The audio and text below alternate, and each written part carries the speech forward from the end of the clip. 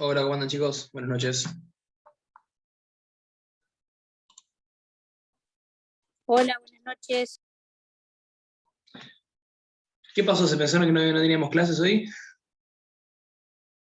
Sí, no sabíamos que había clase, pensábamos que se descansaba hasta después del recuperatorio, un día después, por ahí. No, pero habíamos dicho cuando tomamos el examen que como se iba al 6 el recuperatorio, perdíamos muchas clases, entonces íbamos a seguir. Va, eso es lo que yo recuerdo haber dicho cuando Bueno, vinieron. ahí están avisando en el grupo, así que ahí se van a ir conectando. Una Dale, señora dale, se conecta ahora en cinco esperamos, minutos. Bueno, esperamos unos minutos, no pasa nada. Estaba escuchando la clase para el recuperatorio, profe. Te juro. ¿Qué? Estaba escuchando la clase para el ¿Cuál? recuperatorio. ¿Qué clase? Estaba en la que no se escuchaba, tu papá no escuchaba, es la del 1 de septiembre. Ah,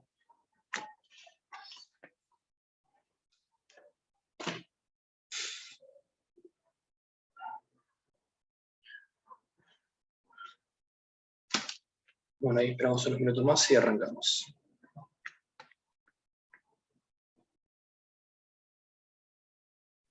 Somos tres, profe. Dos, nada más. De momento sí, sí, no importa. A ver, yo voy a explicar crédito público y deuda pública y sean uno o sean 50, para mí es indiferente porque yo te lo voy a preguntar, así que después tendrán que ver la clase.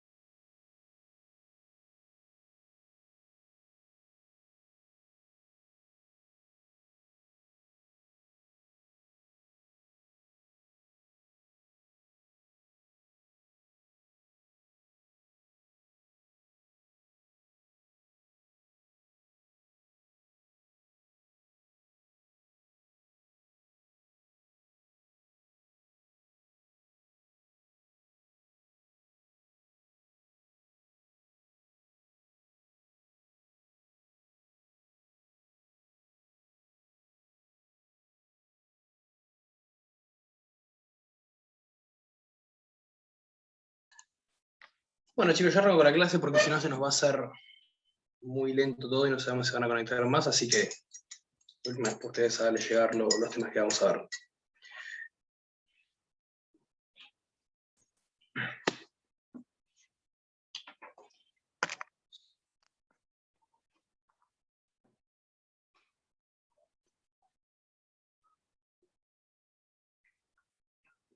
Por lo menos somos 4, bien. Vamos como sumando. Ahora 5. Ah, perfecto. Ahí se va notando Mariana, bien.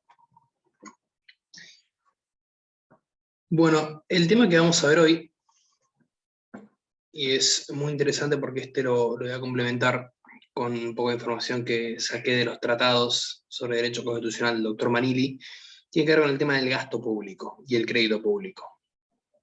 Así que voy a poner para compartir.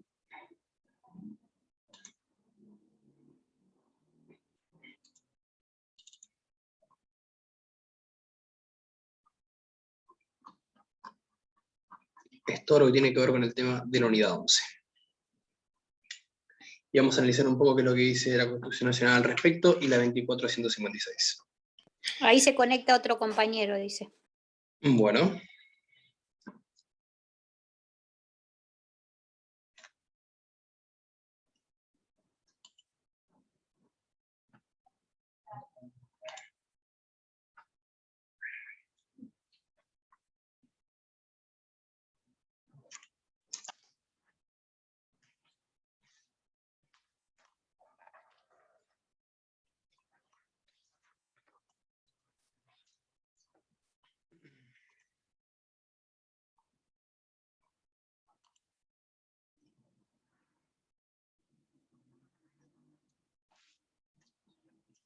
De los que están acá y rindieron el parcial, ¿qué les pareció? O sea, vieron que básicamente preguntamos lo vinculado a los temas que damos. O sea, la idea no es preguntar nada distinto, sino que ustedes tengan un manejo de la Constitución, que básicamente es lo único que se van a llevar acá, y saber manejar y entender aquellos conceptos básicos que hacen un poco a la economía y lo que nosotros tenemos que saber como abogados. Creo que en eso va más que nada lo importante y lo que nosotros queremos hacer énfasis. A ver, nada de los temas que abordamos no son cuestiones que se puedan ver día a día.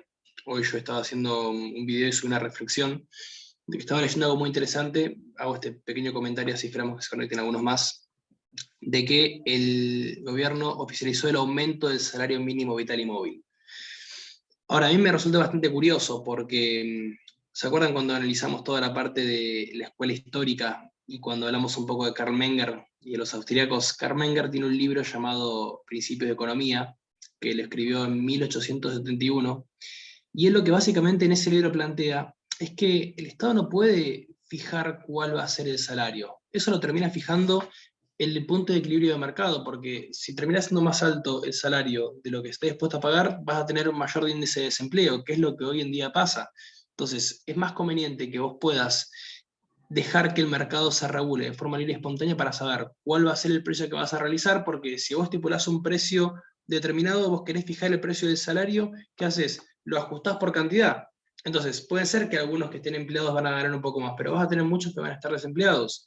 Entonces, conviene más que en una economía del libre mercado se fije cuál va a ser el precio acordado. Por un lado, el cost price y por otro lado, el que demanda. En este caso, cuál va a ser el precio que van a cobrar ciertos trabajadores y los empleados cuánto están dispuestos a pagar.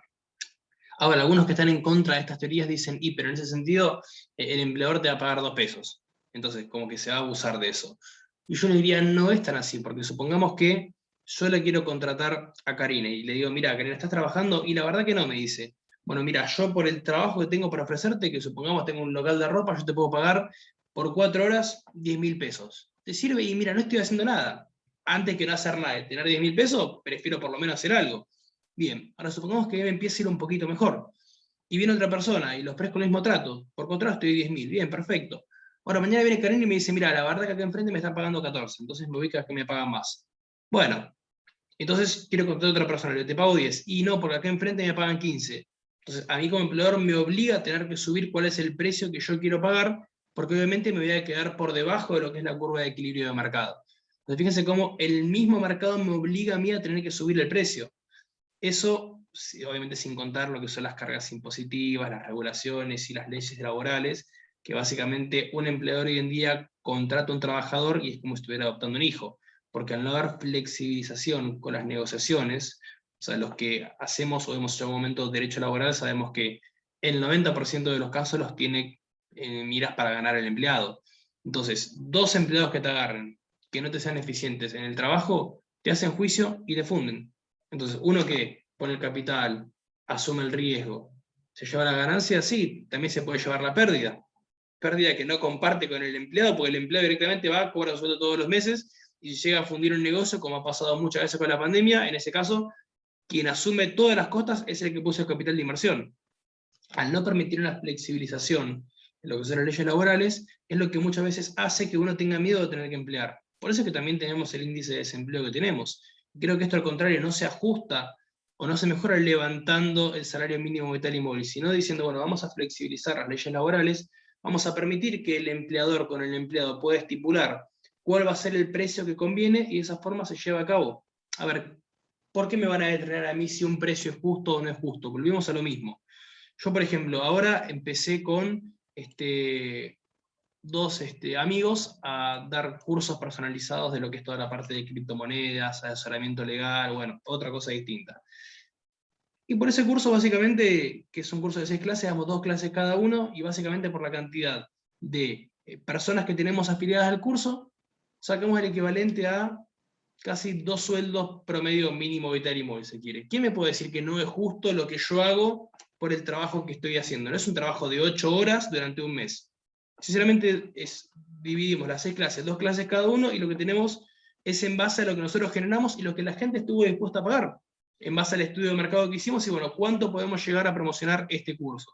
Entonces, ¿por qué tiene que venir el legislador a decirme, no, vos tenés que cobrar esto, y fijarme los precios? Yo creo que en ese caso, si lo que se quiere buscar es emplear una mayor cantidad de gente, es flexibilizar las leyes laborales y dejar que en este momento puntual de Argentina de crisis, donde tenés un índice de desempleo que aumenta constantemente, es decir, haz una cosa, vamos a hacer que aumente el empleo, pero deja que pueda negociar el empleado con el empleador a ver qué precio les conviene. Porque si Karina acepta el que yo le dije 12.000 pesos o 10.000 pesos, que no está haciendo nada, ¿por qué tiene que venir a decir, no, no es justo que aceptes eso? Si no está haciendo nada, a no hacer nada, a ganar esa cantidad, a ella le sirve. Si a ella le sirve, lo conviene conmigo, y a mí me sirve, yo creo que en ese caso tiene que haber una modificación en este momento clave, porque si no, vamos a seguir en la misma situación que estamos ahora, que cada vez aumente más el índice de desempleo, que cada vez se quiere ajustar un poquito más el salario mínimo vital y móvil, que sigue estando por debajo del nivel de inflación, siempre va a estar por debajo del nivel de inflación, lo que al fin y al cabo tampoco termina siendo redituable, sumado a todas las cargas sociales que tienen que ver con las cuestiones de los sindicatos y demás, que es lo que hace que uno cueste poder emplear a alguien la jornada entera en blanco, que esa es la otra. Te dicen, mira, hacemos 4 en blanco y 4 en negro, o no manejamos en negro porque si no yo tengo que pagar cargas sociales, y es básicamente medio sueldo, o en algunos casos un sueldo más. Eso a modo de anécdota de acotación, y bueno, ahí con los que estamos vamos a arrancar. Recursos y gasto público, financiación del déficit. Bien, vamos a empezar dando un concepto. Acá yo puse el empleo de la riqueza que realiza el Estado en su aspecto económico, en su aspecto jurídico y en su aspecto político o social.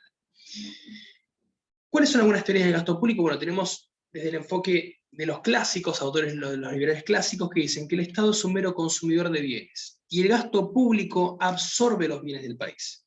La riqueza desaparece en un abismo sin fondo, y es el Estado pozo, así lo denomina Villegas. Y la concepción más moderna, si quiere, de los estructuralistas, del enfoque de Raúl Prebisch, Aldo Ferrer, ellos dicen, por ejemplo, que el Estado no es un consumidor, sino es un redistribuidor de riquezas, actúa como una bomba aspirando, o sea, toma la riqueza y la devuelve al sistema.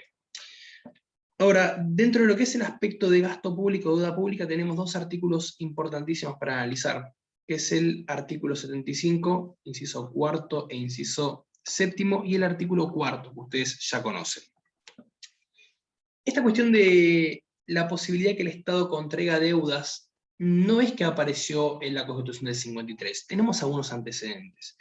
Ya estaba en la Constitución de 1819, estaba también en lo que es el proyecto de 1826, lo decía por ejemplo la de 1819, el artículo 36, recibir empréstitos sobre los fondos del Estado. así lo tenía estipulado.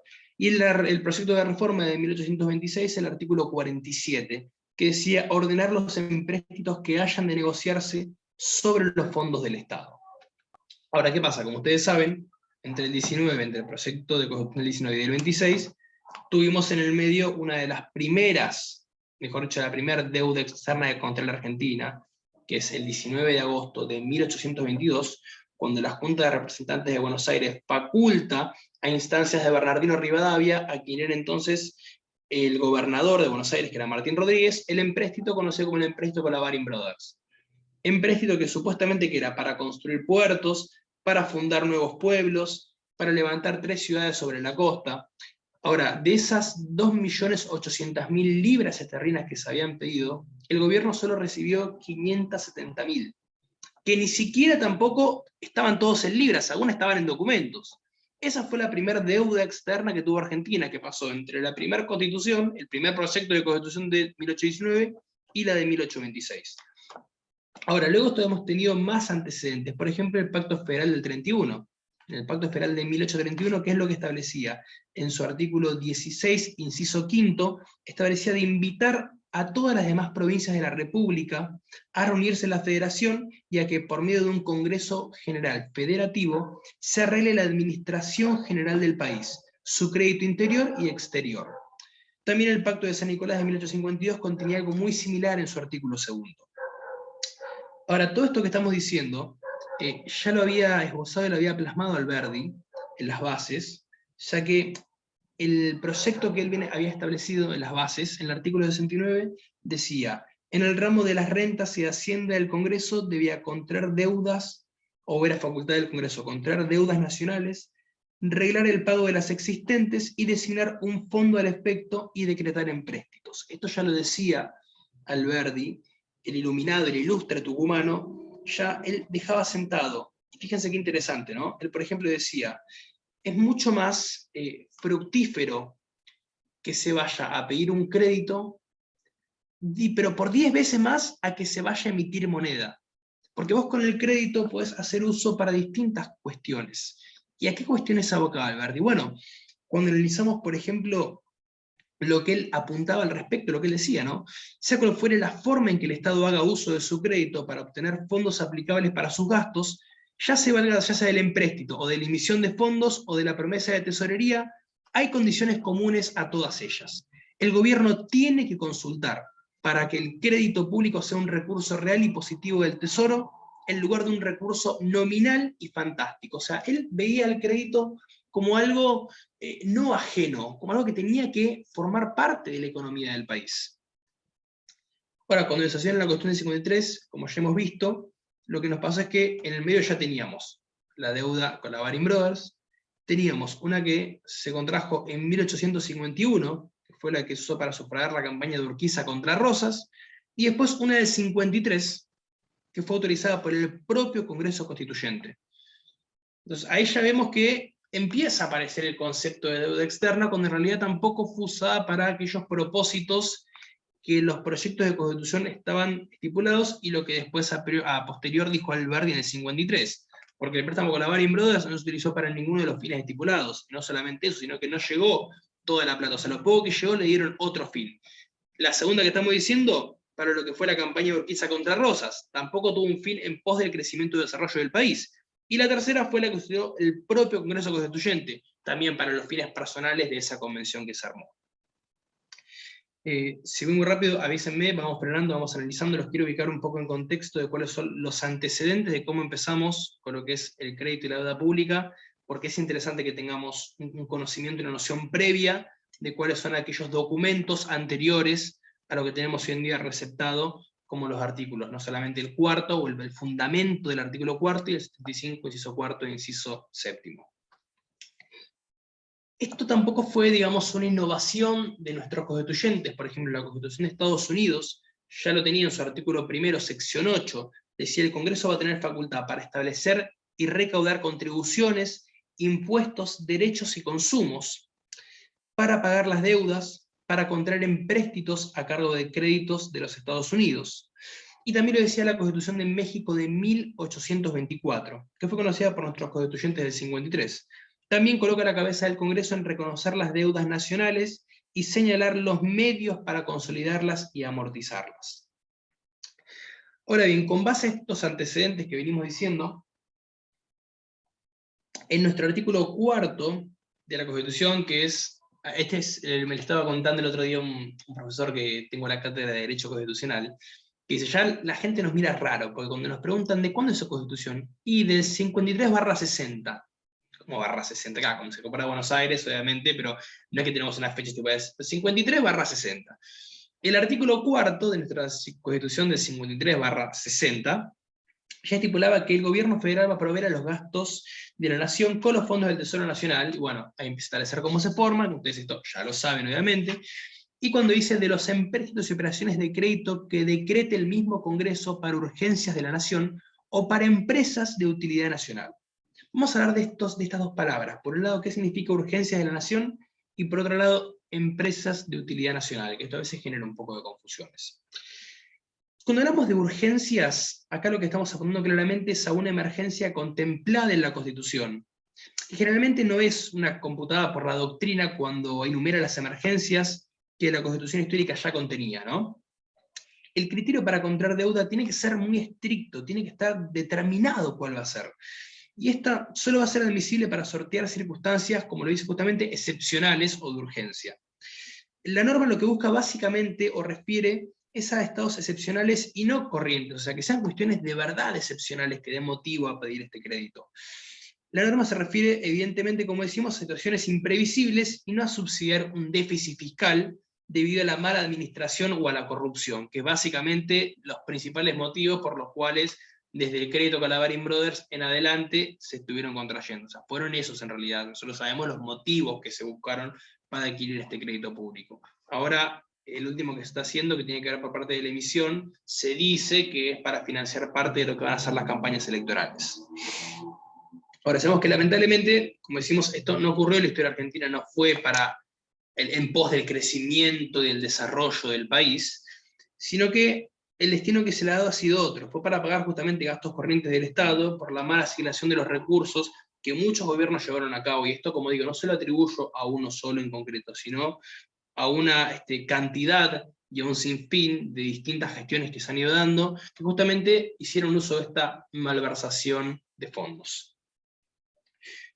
Hay que decir también que hubo dos periodos en los últimos años en que la deuda externa fue multiplicada exponencialmente.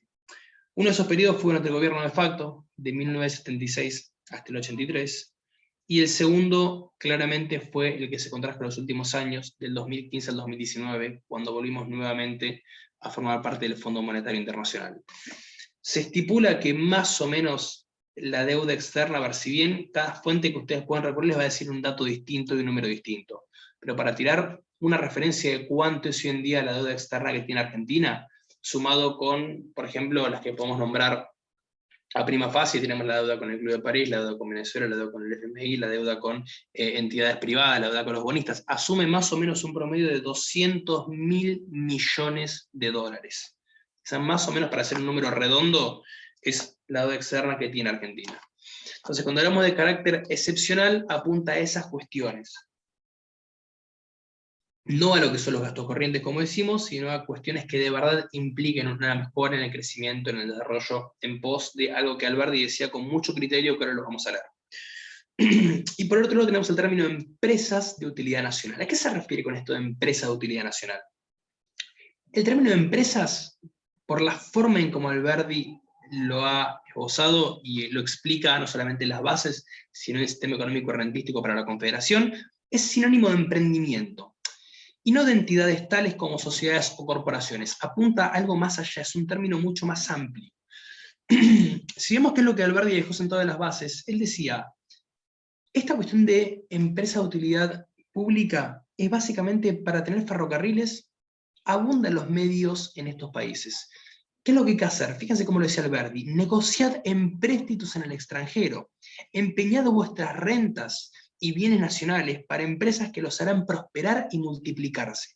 Sería pueril esperar a que las rentas ordinarias alcancen a gastos semejantes, como diciendo, es una locura que solamente con lo que recaudamos podamos hacer ferrocarriles, podamos tener, qué sé yo, mejorar los puertos. Entonces, está bien que pidamos deuda pública para poder hacer esos gastos, a estos emprendimientos que él llamaba de esa forma, ¿no? Empresa de utilidad nacional. Decía, sería posible esperar a que las rentas ordinarias se alcancen para gastos semejantes. Invertid ese orden, empezad por los gastos y tendréis rentas. Fíjese qué increíble, ¿no? Porque no solamente Alberti te explicaba, sino que te bajaba línea qué es lo que tenían que hacer. Muchachos, acá, justamente, si vamos a recaudar, que sea para gastar. Si vamos a pedir un crédito, que sea justamente para volcarlo y que podamos llegar a crecer el caudal de inversiones que tiene que tener Argentina.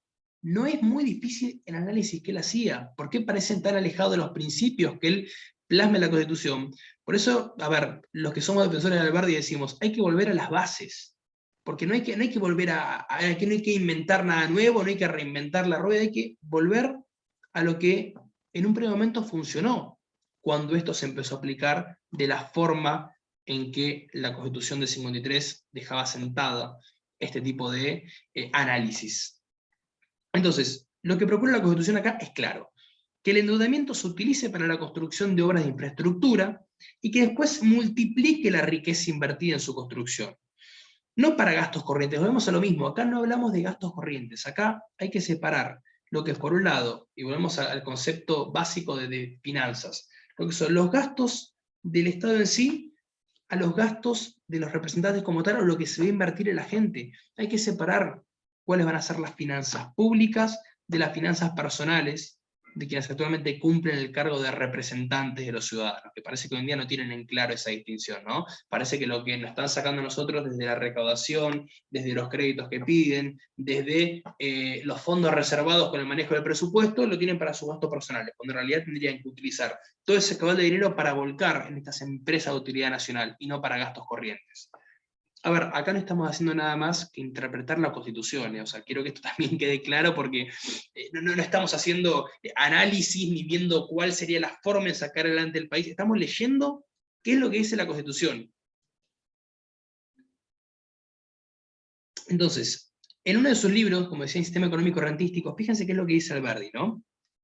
El empréstito, tomado a nombre de la nación, es un medio para emplear el crédito del Estado.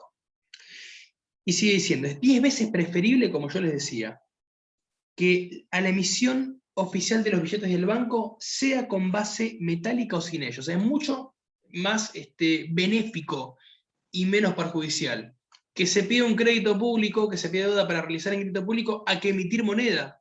Yo lo decía Alberti en 1853. No puede ser que estamos casi 200 años después y sigamos recurriendo a la emisión monetaria porque ya no sabemos a quién pedirle plata, porque la gastamos toda en gastos corrientes. O sea, esta lectura a mí me parece sublime porque básicamente es, y vuelvo a ser reiterativo, volver a los principios básicos que delimitan y trazan cuál es el origen y la esencia de nuestra Constitución. En su artículo 4, ustedes ya lo conocen, la Constitución misma nombra ese recurso dentro de los primeros al igual que los otros, y por segunda vez en el artículo 64, primero da al Congreso la facultad de contraer empréstito de dinero que la de establecer un banco de emisión. Esto actualmente se ha reformado y es el 75, ¿no? Pero fíjense que cuando uno analiza el artículo 75, inciso 4, dice, corresponde al Congreso contraer empréstitos sobre el crédito de la nación. Primero pone ese artículo, y en el inciso séptimo pone el arreglo del pago de la deuda interior y exterior. Entonces, también tiene una forma de ser la numeración que tiene en este sentido, de poner primero que contrae empréstitos por parte del Congreso, y el inciso séptimo arreglar el pago de la deuda interior y exterior de la nación. Eso también tiene una forma y un motivo de por qué se llevó a cabo en ese orden. El empréstito, o bien sea la deuda pública, es el medio de repartir el peso de la contribución entre las generaciones sucesivas, llamadas a disfrutar, como dice el doctor Manili, del señorío inextinguible de la patria común. Y acá vemos que es una verdadera aplicación al principio de igualdad en la repartición del impuesto. Cuando vemos en el artículo 17, si tienen ahí, podemos ir al seguimiento, cuando básicamente deja sentado, en uno de los principios que a mí me parece digno de tocar en este momento, que solo el Congreso impone las contribuciones que se expresan en el artículo 4, y básicamente acá apunta a cuál es el sentido de que estas contribuciones solamente las pueden poner el Congreso.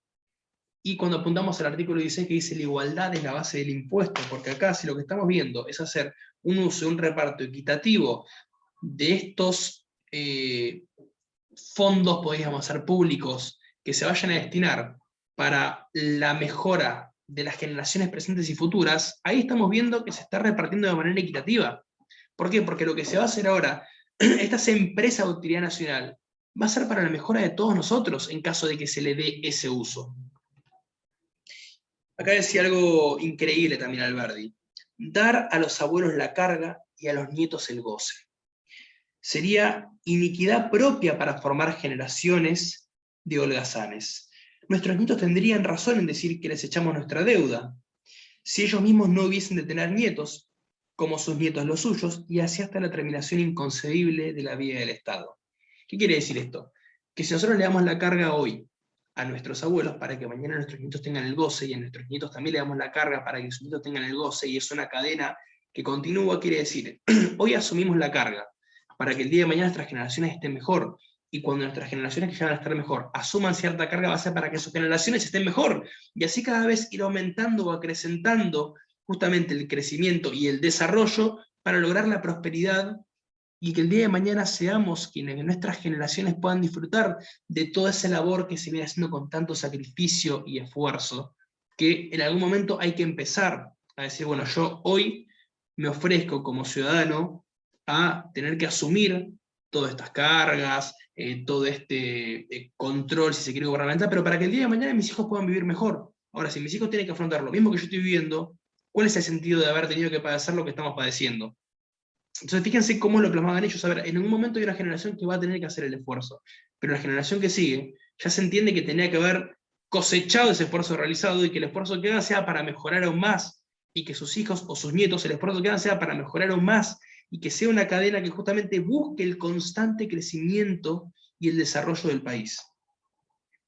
Ese carácter intergeneracional que asume la deuda provoca que el tema deba ser tratado con mayor cautela y prudencia por parte de los gobernantes.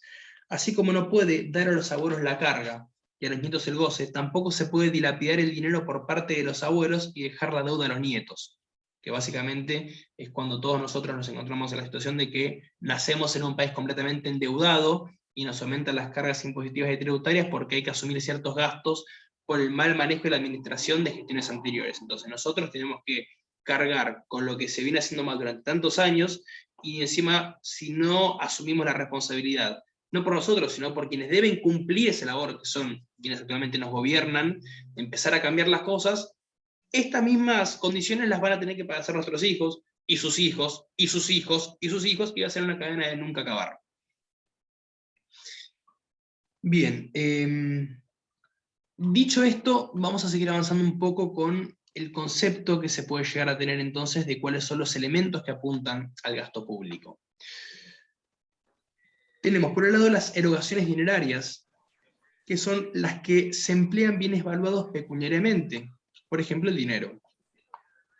Las efectúa el Estado, son sumas que salen del tesoro público, ¿en virtud de qué? De una ley.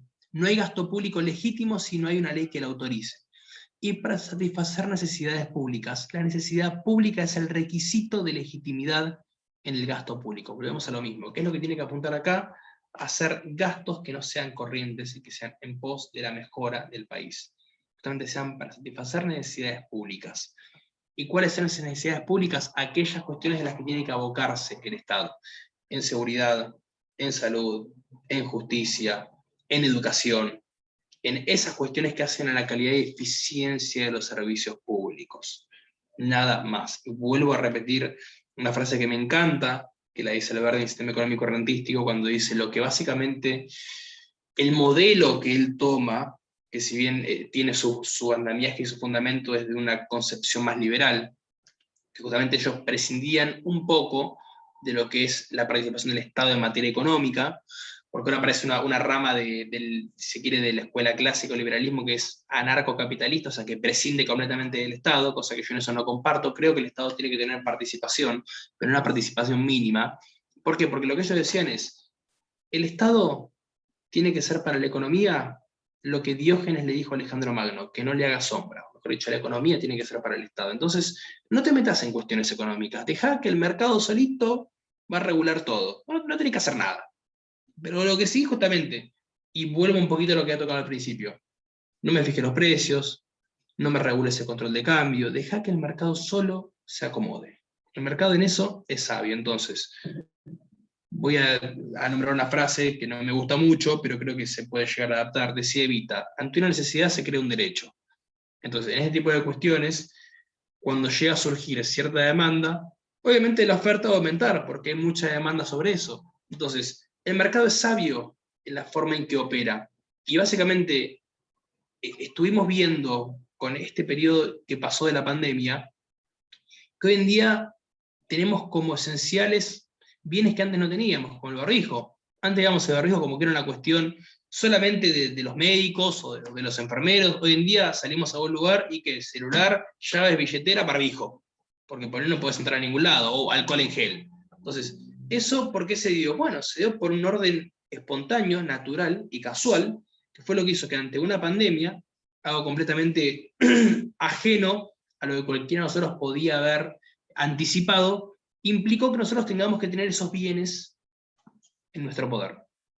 Algo que a principios del 2019 o fin del 2019 ni se nos hubiera cruzado por la cabeza, salvo algún obsesivo del cuidado que esté con el alcohol en gel, que no había muchos dando vuelta. Bueno, en lo que hace al crecimiento del gasto público, esto se empezó a dar, en Argentina hay algunos autores que justamente más de lo que es la escuela, vamos al mismo, clásica, sostienen que el proceso de involución de Argentina comenzó en el 35 cuando se crea el Banco Central. A partir de eso, antes de la creación del Banco Central, teníamos lo que era denominado la caja de conversión, lo cual básicamente permitía una negociación mucho más flexible con la moneda que se usaba, con la tasa de interés que se cobraba. Básicamente estaba manejada por entes privados. Casi como les diría hoy en día es la Fed, que es la Reserva Federal de Estados Unidos, que está manejada por entes privados. Entonces, cada vez que el gobierno de Estados Unidos quiere mandar a imprimir dólares, le tiene que pagar una determinada comisión a la Fed, justamente por imprimir esos billetes, no es que puede imprimir la cantidad que se le canta de forma libre y gratuita. Tiene que pagar un determinado el gobierno de Estados Unidos para poder hacerse con ese dinero. Se dice, ya no me voy a meter mucho en estas cuestiones conspiranoicas, pero hubo dos presidentes a lo largo de la historia de Estados Unidos que quisieron prescindir de la emisión por parte de esta entidad, y antes de la creación de la Fed, otra entidad que también estaba manejada por entes privados, pero que tenían el uso de la emisión. Aquellos dos presidentes de Estados Unidos que quisieron imprimir billetes que sea el gobierno y no por medio de un ente privado fueron Lincoln y Kennedy. Dos presidentes que casualmente fueron los únicos en la historia de Estados Unidos que fueron asesinados. Pero como digo, no voy a entrar en cuestiones conspiranoicas, pero eso nos da a entender de que lo dijo uno de los varones y los hombres más poderosos del mundo, Jacob Rothschild: dame el control de la emisión y no me importa quién haga las leyes. Entonces, el crecimiento de gasto público se desarrolló a un ritmo lento, pero que se puede entender, empezó a generarse a partir de 1914. ¿Por qué? Bueno, desencadena la Primera Guerra Mundial, muchos atribuyen a que esto se fue por el asesinato de Francisco Fernando en Sarajevo. Tampoco vamos a empezar a entrar en estas cuestiones porque no viene a ser lo importante dentro del análisis de las causas, pero los gastos militares hizo que tengan que todos los países aumentar su caudal monetario para hacerse justamente con una mayor afluencia, sea de armas o para poder comerciar con otros países. Después, la prosperidad del sistema económico, al aumentar la producción, los recursos vuelcan a servicios aumentando el gasto público. La urbanización es el aumento de la población y exige organizar países y ciudades. Desarrollo de la democracia, existen grupos o sectores, como la organización obrera y sindical, que también disparan el gasto. Ayudas a zonas subdesarrolladas, se gasta para combatir la miseria, ciertos lugares donde uno sabe, y más en países tercermundistas o en vías de desarrollo, donde hay un sector de la población que no aporta, entonces uno tiene que igualmente prestarle cierta ayuda desde el punto de vista económico, que uno no pretende obtener una recaudación desde esos sectores. Pero eso implica un gasto para el Estado. Y por último, bueno, la burocracia, que es el aumento de empleos estatales, que también incrementa el gasto. se dice que, bueno, estos son números de los cuales yo no he corroborado fehacientemente, pero más o menos son 5 o 6 puntos de PBI que se va en gastos de empleados a nivel nacional, estoy hablando, ¿no? Ahora, sobre esto, fíjense que también es interesante cuando uno analiza si el presidente en su calidad de cabeza del Ejecutivo puede hacer uso de esta herramienta sobre la posibilidad de acceder a un crédito público. Ya me voy a meter bien en profundidad en lo que es el crédito que pide Macri con el FMI, que un poco estuvimos hablando en la primera parte cuando analizamos qué es lo que dice el artículo 60 infine de la 24.156. Pero uno de ustedes me podrá preguntar, bueno, pero, a ver, la Constitución Nacional dice en su artículo 99, que habla de las atribuciones del Poder Ejecutivo, en su artículo, déjeme que yo lo voy a buscar a ver cuál era, artículo 15, que una de las cosas que puede hacer el presidente en su calidad de Poder Ejecutivo es declarar la guerra y ordenar represalias con autorización y aprobación del Congreso. Sí, sí, sí, declarar la guerra con aprobación del Congreso. ¿Por qué? Porque si nos fijamos también qué es lo que dice el artículo 75, inciso 25, dice, autoriza al Poder Ejecutivo para declarar la guerra o hacer la paz. O sea, si bien sabemos que te va a implicar un aumento en el gasto público, que vos declares la guerra, no lo puede hacer el presidente por decisión propia, porque tiene que consultar al Congreso.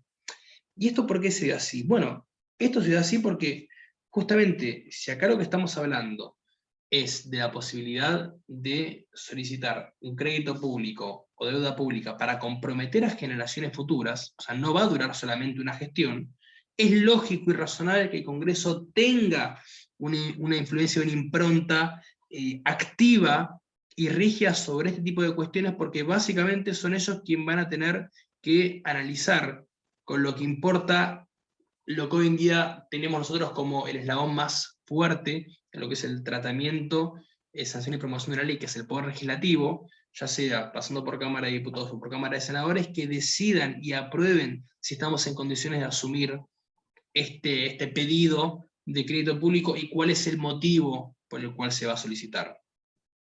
Por eso yo soy uno de los los temas que más le critico a Macri en su gestión fue haber pedido un crédito por el FMI mediante decreto. O sea, no correspondía, por muchos motivos no correspondía. Básicamente, primero que nada, porque puenteó a todo el Congreso.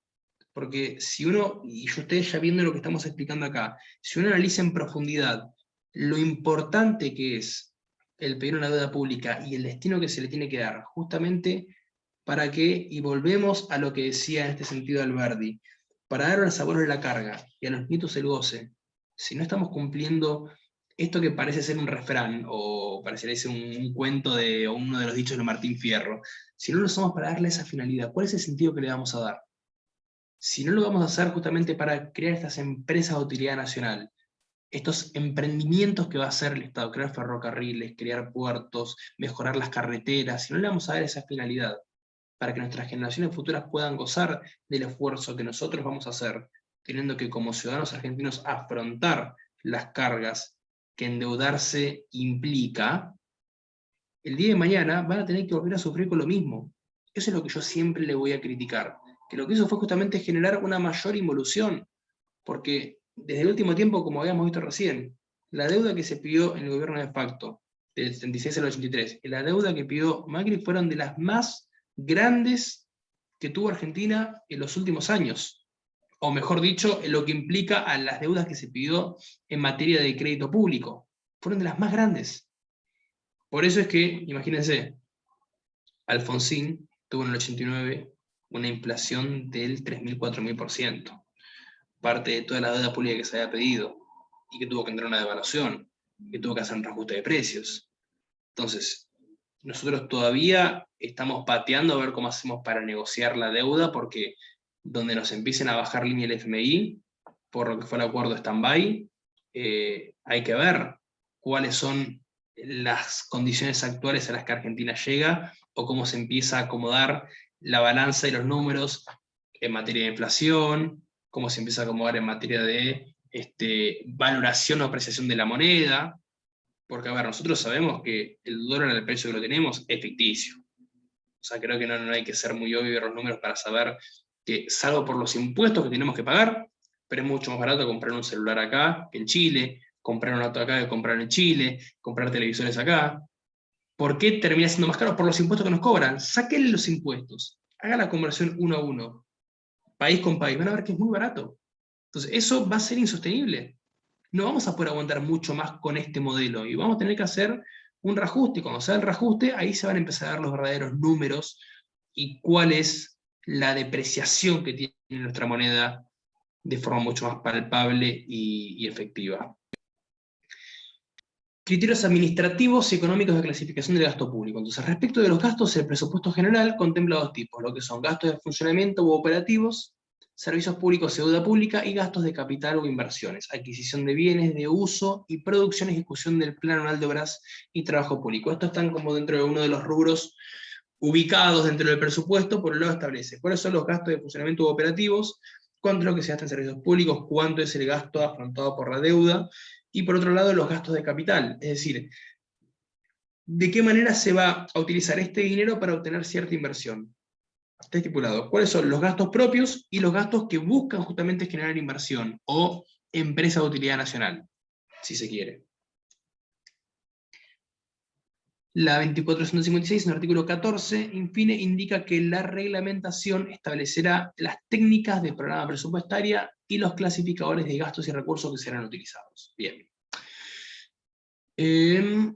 Vamos a criterio administrativo, entonces. El gasto público se puede clasificar en dos aspectos. Tenemos, por un lado, como dijimos, el jurisdiccional o institucional, que acá se divide el gasto según los poderes. Tenemos entonces el Poder Ejecutivo con todo lo que implica los gastos de la presidencia, los gastos de los ministerios, los gastos que tienen los gobernadores, los gastos que tienen, llevando a los escalafones más bajos, ¿no?, de los distintos municipios, los intendentes, porque convengamos que todos esos gastos salen todos de lo que es el presupuesto nacional. A ver, de lo que recaudan los municipios, que son solamente con las tasas, no alcanza para todo el gasto y todo el pago que se tiene a los empleados.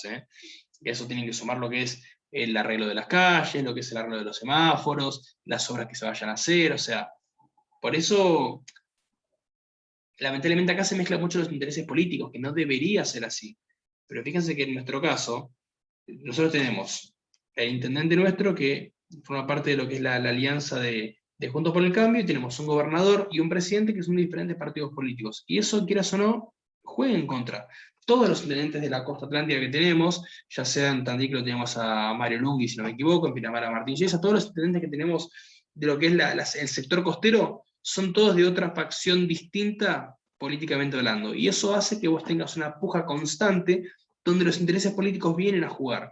Y si vos en cierta forma no cedes, te dicen, bueno, listo, no te bajo la plata del presupuesto y arreglate a ver cómo le pagas a tus empleados. Pagaré con bonos o no sé, inventa algo. ¿Por qué? Porque todo lo que se recauda en materia de impuestos va para la provincia. Son muy poca la recaudación que tienen los municipios con las tasas. Entonces te obliga a tener que mantener una relación políticamente hablando, porque lamentablemente no está estipulado todo por ley como debería ser. Por otro lado tenemos el Poder Legislativo, que acá en ese caso el Legislativo viene a funcionar lo que es, en materia nacional, la Cámara de Senadores, la Cámara de Diputados. Después tenés, por ejemplo, si no lo que son, en materia de provincia también, por ejemplo, lo que el sueldo cobran los legisladores provinciales. En materia de los municipios, lo que cobran los concejales de los respectivos consejos deliberantes. Entonces, de esa forma se distribuye lo que es el gasto del legislativo. Y el judicial también tenemos de los jueces de la Corte Suprema, dentro de abajo lo que son de la Suprema Corte, de lo que son los jueces de Cámara, de primera instancia, y todo lo que implica a los empleados que forman parte del Poder Judicial, ya sea los distintos, sea en provincia, o sea, por ejemplo, federal, que también en eso hay un abismo entre el precio que cobran. Yo tengo colegas que, por ejemplo, están, no sé, en mesa de entrada de un juzgado de familia, y otros están en un federal, y por ahí uno cobra 35-40 y el otro está en 110-120. O sea, es abismal la diferencia que cuando uno trabaja en el federal o cuando uno trabaja en provincia. Eso es lo que hace el criterio administrativo. Después, los gastos que hacen el criterio económico, por ejemplo. El gasto público acá se divide en gastos públicos ordinarios y gastos públicos extraordinarios. Lo que hacen los ordinarios, bueno, erogaciones habituales de la administración, por ejemplo, sueldos, adquisición de efectos, servicios que pueden entrar de la deuda pública. A ver, acá es lo que estamos hablando de una de las últimas clases que tuvieron conmigo. Más o menos se sabe cuánto es el caudal de empleados que se tienen, o de aquellas personas que forman parte del sector público. Acá básicamente lo que hace es hacer un reajuste salarial en base a cuánto es el porcentaje que se aumenta, y dice, bueno, acá sí tenemos, vamos a poner con números simples, ¿no? Tenemos 10 personas trabajando, y cobran 20.000 pesos cada uno, bueno, entonces en ese caso vamos a tener 200. Entonces esos 200, ¿qué pasa? Si tenemos, se hace un reajuste al año a ver cuánto es que aumentó, y si aumentó algo se hace la equiparación y ya sabemos cuánta plata tenemos que destinar. Ahora, diferente es cuando son gastos extraordinarios, que son cosas imprevistas. Por ejemplo, lo que pasó, viene una pandemia y ¿cuánto es lo que tengo que destinar? Y no sé. Entonces tenemos que empezar a ver cómo sacamos los números para ver de qué manera podemos empezar a acomodar y hacer un reajuste sobre este tipo de cuestiones. Hablando un poco en materia de recursos, ¿qué es lo que podemos decir? Bueno, es el cúmulo de riquezas ingresadas al Tesoro del Estado en ejercicio de la actividad financiera. A ver, dentro de los recursos tenemos que separar que por un lado tenemos lo que son los gastos o los recursos. Yo los recursos también acostumbro a denominarlos, si se quiere, como estábamos viendo acá arriba, que tienen, por ejemplo, como gastos de capital, o inversiones patrimoniales, o recursos, porque son aquellos gastos que se hacen con la finalidad de obtener ingresos que puedan aumentar a la recaudación, o que puedan generar justamente obras para mejorar esta calidad de eficiencia de los servicios públicos. Desde ese punto de vista se puede ya interpretar de esa forma. Queda bastante de recursos, esto por ahí lo podemos dejar un poco para la próxima clase, para no perder toda la explicación, pero básicamente yo creo que ustedes se queden con la idea de lo que es gasto público, el análisis que estuvimos haciendo de todos aquellos preceptos anteriores o fundamentos que hacen a la esencia del gasto público. Recuerden de nuestra Constitución, ver qué es lo que dice 75, inciso cuarto, inciso séptimo. Acuérdense los antecedentes, que eso voy a hacer hincapié porque básicamente es lo que nos permite entender de qué forma se puede llegar a aplicar el gasto público, cuál es el origen del gasto público como tal. Y también tener en cuenta que siempre se necesita la autorización, en este caso del Congreso, para que se puedan llevar a cabo estos gastos. Y en estos minutos que nos quedan, me gustaría volver a hacer un poquito de énfasis en qué es lo que dice la 24.156 con su artículo 60. Cuando básicamente apunta, ¿no? En fin, que dice, las entidades de la Administración Nacional no podrán formalizar ninguna operación de crédito público que no esté contemplada en la Ley de Presupuesto General del año respectivo o en una ley específica. La Ley de Presupuesto General tiene que indicar como mínimo las siguientes características. O sea, esto lo hemos visto un poquito en la primera parte, pero quiero repetirlo para lo que va a ser la conclusión a la que vamos a llegar. El tipo de deuda, si especifica si es deuda interna o externa, el monto máximo amortizado de la operación, el plazo mínimo de amortización y el destino del financiamiento. Y esta es la parte que casualmente a todos nos llama la atención, cuando dice, si las operaciones de crédito público de la Administración Nacional no estuvieran autorizadas en la Ley de Presupuesto General del año respectivo, van a requerir una ley que la autorice. Se exceptúa del cumplimiento de las disposiciones establecidas precedentemente en este artículo a las operaciones de crédito público que formalice el Poder Ejecutivo Nacional con los organismos financieros internacionales de los que la Nación forma parte. Este es el artículo con el que Macri dijo, bueno, yo puedo, porque me respalda la 24.156, puedo suprimir o puentear aquellos artículos de la Constitución Nacional que le otorgan al Congreso de la facultad y la potestad de poder hacer uso de este derecho, como es contraer empréstito sobre el crédito de la Nación y arreglar el pago de la deuda interior y exterior de la Nación. Ahora, parece que nuestro expresidente, hay algo que no entendió en lo que hace al control de constitucionalidad, y yo acá, permítame, pero voy a levantar un segundo, tengo un cuadrito ahí atrás, que por ahí se ve un poco chico y lo quiero alcanzar.